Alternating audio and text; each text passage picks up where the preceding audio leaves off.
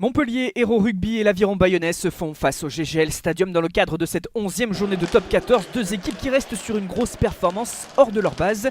Le MHR à Toulon, Bayonne à Clermont, l'envie de confirmer est là pour la reprise après la trêve internationale. On le voit dans de belles conditions. 5e minute de jeu et déjà un premier fait marquant sur cette charge de Florian Verhaeghe. Repris mais qui peut transmettre à Lamos Télé les soutiens offensifs et à nouveau le deuxième ligne Héraultais qui surgit sur un déblayage irrégulier. On revoit le coude dans le visage de son adversaire. La faute est évidente. Et c'est un carton rouge. Le MHR va disputer la quasi-totalité de ce match en infériorité numérique.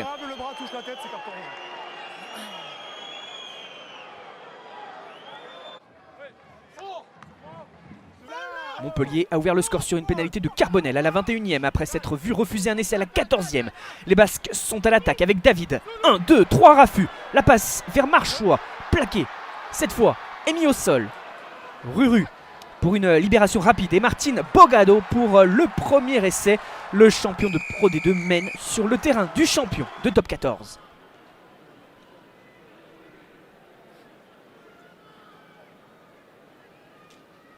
On est dans la fin de premier acte. Pour l'instant, les Bayonnais font la course en tête dans une partie équilibrée. Ils ont des intentions mais se font prendre la balle. Darmon récupère, cherche les solutions autour de lui. Des feintes, des crochets. La remise pour Carbonel, raffut et transmission pour Léo Colli. L'essai qui place Montpellier devant au tableau d'affichage.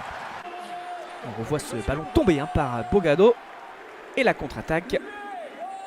Et surtout le numéro de Darmon.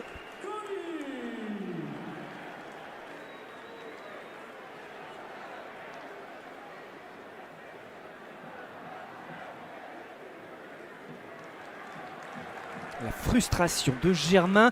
Carbonel pour la transformation. Ça passe. 13-8 à la mi-temps pour le MHR.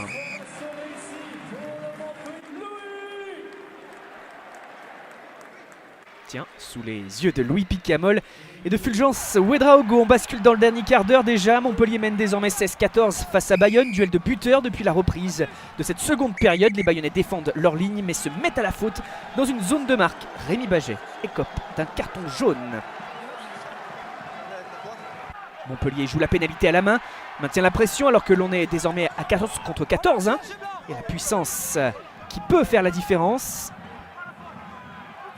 Et cette puissance, c'est Ben Lam qui l'incarne en bout de ligne pour filer dans l'embut et faire le break. Pas de passage en touche. C'est aplati pour l'ailier des Cistes.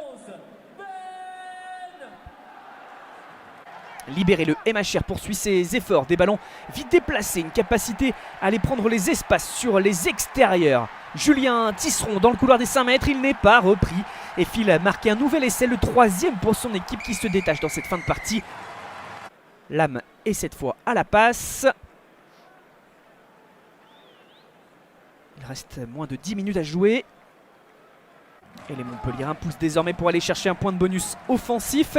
Foursan joue au pied pour changer de côté et retrouve avec le rebond Julien Tisseron qui effectue à son tour un coup de pied de recentrage. Le doublé pour lui et l'essai du bonus, un geste juste qui fait la différence.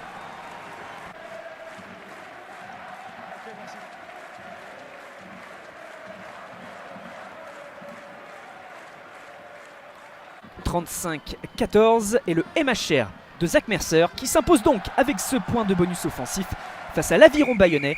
Les Cistes se sont révoltés malgré une partie longtemps disputée à 14 contre 15.